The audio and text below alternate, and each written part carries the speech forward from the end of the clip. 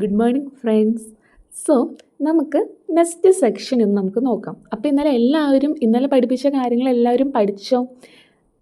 എല്ലാവരും പഠിക്കണം കേട്ടോ. അപ്പോൾ ഇന്ന് നമ്മൾ നോക്കുന്ന എന്നാന്നോ, അതായത് നമ്മുടെ നോൺ ഫ്ലവറിങ് പ്ലാന്റ്സ്.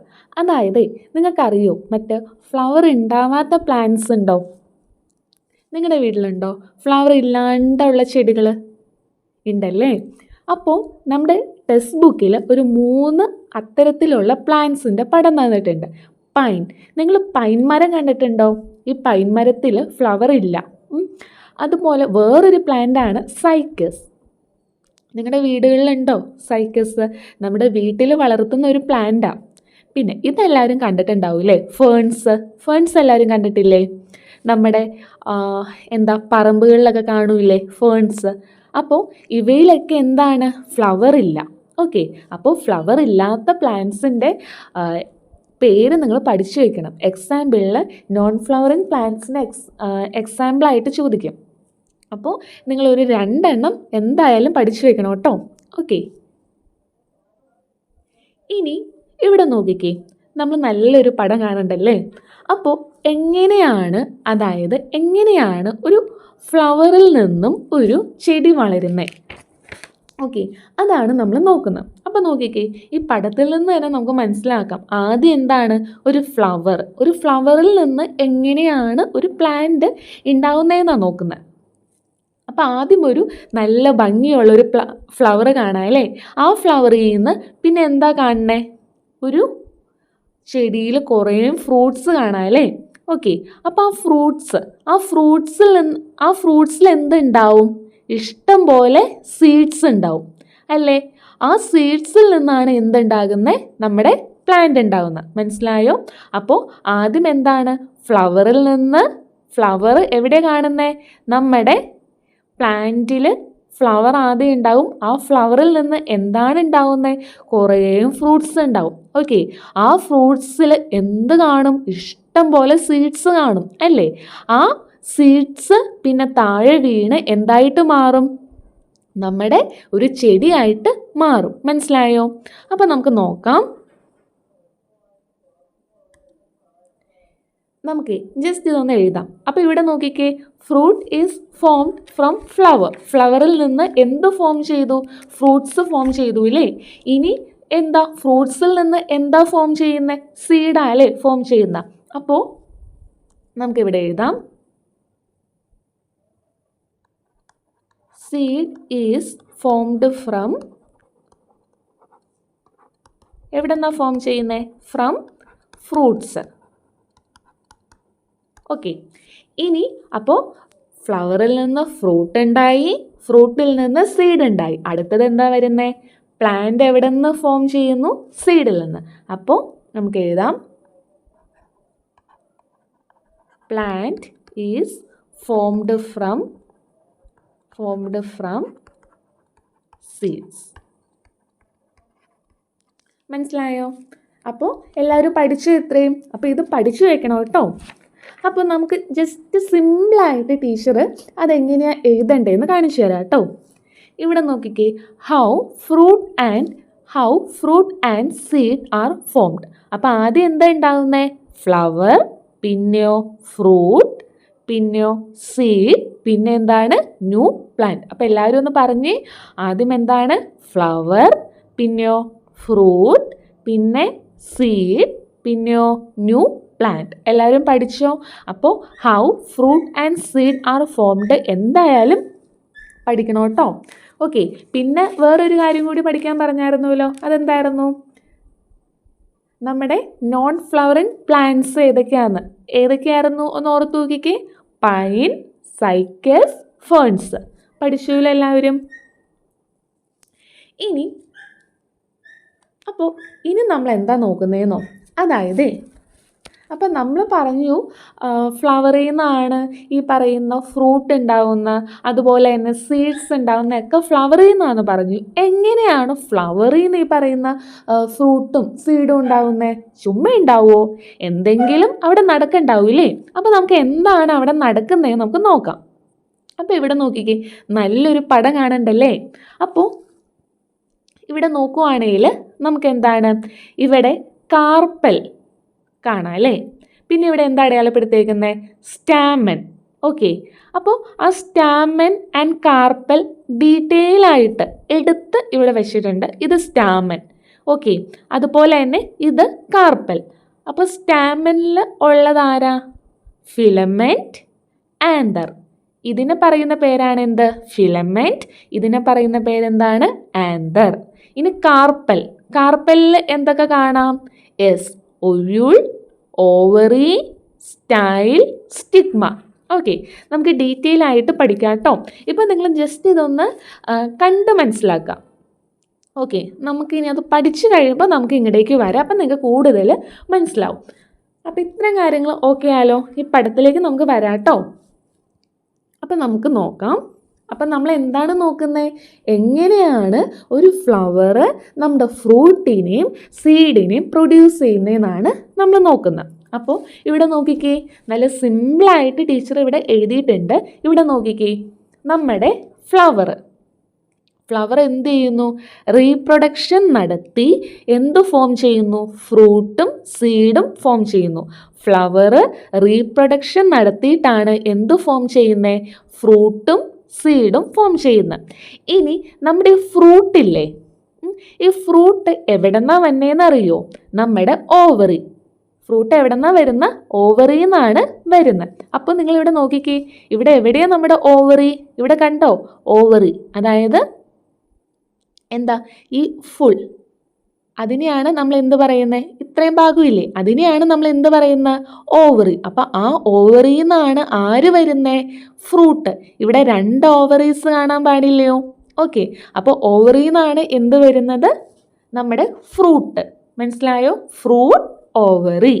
ഓക്കെ, ഇനി നമ്മുടെ സീഡ് എവിടെ നിന്നാണ് വന്നേന്നോ? സീഡ് എവിടെ നിന്നാണ് വരുന്നത്? നമ്മുടെ ഒവ്യൂൾ. ഒവ്യൂൾ എവിടെയാണ് നിൽക്കുന്നത്? നമ്മുടെ ഓവറീൻ്റെ ഉള്ളിലാണ് ഒവ്യൂള്. നമുക്ക് നോക്കാം കേട്ടോ. ഇവിടെ നോക്കിക്കേ, നിങ്ങൾ ഓവറി കണ്ടില്ലേ? ഓവറിയുടെ ഉള്ളിലുള്ള ഈ ഭാഗമില്ലേ, അതിനെയാണ് നമ്മൾ എന്ത് പറയുന്നത്? ഒവ്യൂൾ. അപ്പോൾ ഓവറിയിൽ നിന്ന് എന്താണ് വരുന്നത്? ഫ്രൂട്ട് വരും. ഒവ്യൂളിൽ നിന്ന് എന്താ വരുന്നത്? സീഡ് വരും. ഓക്കെ ആണോ? അപ്പോൾ ഫ്ലവർ റീപ്രൊഡക്ഷൻ നടത്തി ഫ്രൂട്ടും സീഡും ഉണ്ടാവും. ഫ്രൂട്ട് എവിടെ നിന്നാണ് വരുന്നത്? ഓവറിയിൽ നിന്ന് വരും. സീഡ് എവിടെ നിന്നാണ് വരുന്നത്? ഒവ്യൂളിൽ നിന്ന് വരും. ഒവ്യൂൾ എവിടെ കാണുന്നത്? നമ്മുടെ ഓവറിയിലാണ് കാണുന്നത്. മനസ്സിലായോ? ഇങ്ങനെ നിങ്ങൾ പോയിന്റ്സ് ആയിട്ട് എഴുതിയാൽ മതി. ഓക്കെ, ഇനി ഇവിടെ നോക്കിക്കേ.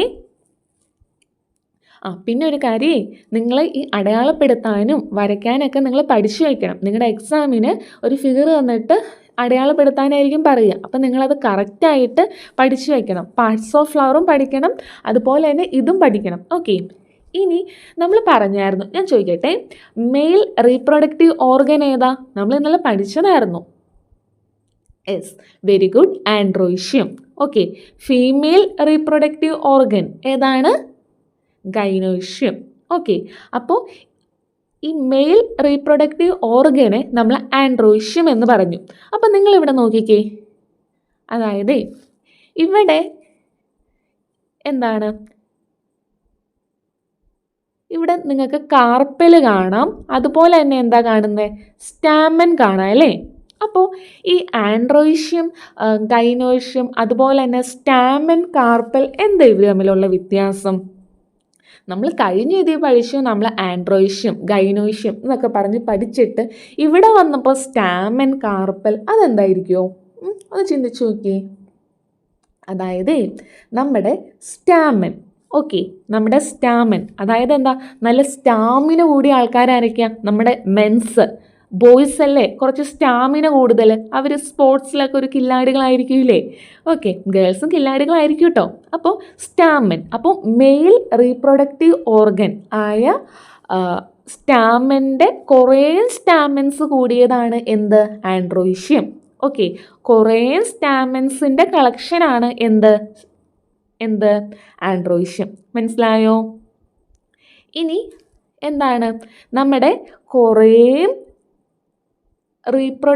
ഫീമെയിൽ റീപ്രൊഡക്റ്റീവ് പാർട്ടായ കാർപ്പൽ കൂടിയതാണ് എന്ത്? ഗൈനോയിഷ്യം. മനസ്സിലായോ? അപ്പോൾ ഇവിടെ നിങ്ങൾ സ്റ്റാമനും അതുപോലെ തന്നെ കാർപ്പിലും കണ്ടോ, സ്റ്റാമൻ എന്താ, സ്റ്റാമിന കൂടിയത് ആർക്കാണ്, മെയിൽ. അപ്പോൾ മെയിൽ റീപ്രൊഡക്റ്റീവ് പാർട്ട്. ഇനി കാർപ്പൽ എന്ന് പറയുമ്പോൾ ഫീമെയിൽ റീപ്രൊഡക്റ്റീവ് പാർട്ട്. കുറേ കാർപ്പലാണ് എന്ത്, ഗൈനോഷ്യം. കുറേ സ്റ്റാമൻസ് ആണ് എന്ത്, ആൻഡ്രോഷ്യം. ഓക്കെ, അപ്പോൾ ആൻഡ്രോഷ്യം ഈസ് കമ്പോസ്ഡ് ഓഫ് സ്റ്റാമൻസ്, അതുപോലെ തന്നെ ഗൈനോഷ്യം ഈസ് കമ്പോസ്ഡ് ഓഫ് കാർപ്പൽ. ആ 2 പോയിന്റ്സ് നിങ്ങൾ പഠിച്ചു വെക്കണം കേട്ടോ. ഒന്നുകൂടി പറഞ്ഞു തരാം. Androecium is composed of stamens, gynoecium is composed of carpel. മനസ്സിലായല്ലോ. പിന്നെ നമ്മൾ പഠിച്ച 2 കാര്യങ്ങളാണ് എന്ത്, ഓവറി, ഒവ്യൂൾ. ഓക്കെ, സ്റ്റാമൻ പഠിച്ചു, കാർപ്പൽ പഠിച്ചു. ഇനി ബാക്കിയുള്ള ആൾക്കാരെ പറ്റി നമുക്ക് പഠിക്കാം കേട്ടോ.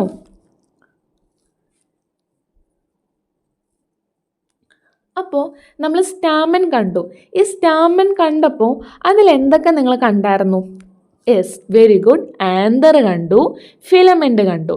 ഓക്കെ, കാർപ്പലിൽ എന്തൊക്കെ കണ്ടു? സ്റ്റിഗ്മ കണ്ടു, സ്റ്റൈല് കണ്ടു, ഓവറി കണ്ടു, ഒവ്യൂൾ കണ്ടു. 2 S വെച്ച് തുടങ്ങുന്നതും 2 O വെച്ച് തുടങ്ങുന്നതാണ്.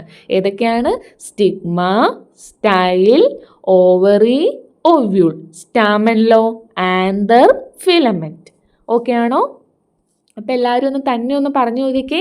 സ്റ്റാമനിൽ എന്തൊക്കെ കാണുന്നുണ്ട്? Anther, filament. കാർപ്പലിലോ stigma, style, ovary, ovule. Okay ആണോ? അപ്പോൾ ഇവിടെ പറഞ്ഞേക്കുന്നത് നോക്കിക്കേ, മെയിൽ പാർട്ട് അല്ലെങ്കിൽ മെയിൽ റീപ്രൊഡക്റ്റീവ് ഓർഗൻ ഏതാണ്? സ്റ്റാമൻ, അല്ലെങ്കിൽ ആ കളക്ഷനെ പറയുന്ന പേരാണ് ആൻഡ്രോഷ്യം. അതിലെ പാർട്സ് ഏതൊക്കെയാണ്? ആന്തർ പ്ലസ് ആരാണ്? ഫിലമെൻ്റ്. 2 ഉണ്ട്. നമ്മുടെ ഈ ആന്തർ ഇല്ലേ, നമ്മൾ കണ്ട ആന്തർ പോളൻ ഗ്രെയിൻസിനെ എന്ത് ചെയ്യുന്നു? പോളൻ ഗ്രെയിൻസ് ആ ആന്തറിൻ്റെ ഉള്ളിലുണ്ട്. ഓക്കെ, ഇവിടെ നോക്കിക്കേ, ഈ ആന്തർ ഇല്ലേ, ആന്തറിൻ്റെ ഉള്ളിൽ എന്താ കാണുന്നത്? ഇഷ്ടം പോലെ എന്ത് കാണുന്നുണ്ട്? പോളൻ ഗ്രെയിൻസ് കാണുന്നുണ്ട്. ഓക്കെ, അപ്പോൾ ആ പോളൻ ഗ്രെയിൻസിൽ എന്തുണ്ടാവും? ഒരു മെയിൽ ഗാമറ്റ് ഉണ്ടാവും, ഒരു മെയിൽ സെല്ല് ഉണ്ടാവും, അല്ലെങ്കിൽ ഒരു മെയിൽ റീപ്രൊഡക്റ്റീവ് സെല്ല് ഉണ്ടാവും. അതായത് നമ്മുടെ റീപ്രൊഡക്ഷനെ സഹായിക്കാനായിട്ടുള്ള ഒരു ഒരു ഫാദർ സെല്ല് ഉണ്ടാവും. മനസ്സിലായോ? അപ്പോൾ നമ്മുടെ മെയിൽ പാർട്ടായ ആൻഡ്രോഷ്യം, അതായത് സ്റ്റാമൻസിൻ്റെ കുറേ കളക്ഷൻ, അതിൽ ആരൊക്കെ ഉണ്ടാവും? ആന്തറും ഉണ്ടാവും, ഫിലമെൻറ്റും ഉണ്ടാവും. ആന്തറിൽ ആര് കാണുന്നുണ്ട്? പോളൻ ഗ്രെയിൻസ് കാണുന്നുണ്ട്. ആ പോളൻ ഗ്രെയിൻസിൽ എന്തുണ്ട്? ഒരു മെയിൽ ഗാമറ്റ്. ഓക്കെ, ഒരു മെയിൽ ഗാമറ്റ്, അതായത് റീപ്രൊഡക്ഷനെ സഹായിക്കുന്ന ഒരു ഫാദർ സെല്ല് ഉണ്ടാവും. ഓക്കെ ആണോ? അപ്പോൾ നിങ്ങൾ എന്താ ക്വസ്റ്റ്യൻ എങ്ങനെയാണ് വന്നതെന്ന് വെച്ചാൽ എന്താണ്? അതായത് പാർട്സ് ഓഫ് സ്റ്റാമൻ അല്ലെങ്കിൽ എന്താണ് പാർട്സ് ഓഫ് ആൻഡ്രോഷ്യം, അങ്ങനെയൊക്കെ ആയിരിക്കും ചോദിക്കുന്നത്. അതുപോലെ തന്നെ മെയിൽ ഗാമറ്റ് എവിടെയാണ് കാണുന്നത്? ഓക്കെ, അപ്പോൾ നിങ്ങൾ ഇത് പഠിച്ചു വയ്ക്കണം. മനസ്സിലായോ? ഇനി നെക്സ്റ്റ് നോക്കിക്കേ, ഫീമെയിൽ പാർട്ട്. അപ്പം നമ്മൾ ഫീമെയിൽ പാർട്ടിൽ നമ്മൾ എന്തൊക്കെയാണ് പഠിച്ചത്? എന്തൊക്കെ പാർട്സ് ഉണ്ട്? യെസ്, 2 Sഉം 2 Oയും. Stigma, style, ovary.